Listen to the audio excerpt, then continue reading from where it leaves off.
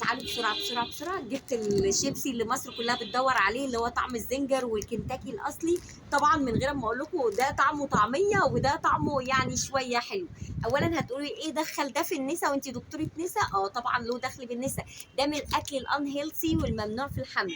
تعالوا بقى نقول سريعا سريعا ايه بقيه الموانع في الحمل. الموانع في الحمل: المواد الحافظه، الشيبسي، البيبسي، مشروبات الطاقه، المياه الغازيه، الاملاح كلها، المياه، اللحوم المصنعه زي الباسترما واللانشون والسجق والسوسيس والهمبرجر والبيبروني، المياه، المواد الحافظه اللي موجوده، المخللات كلها بلا استثناء زي الرنجه والفسيخ والحوادق، القرفه والجنزبيل.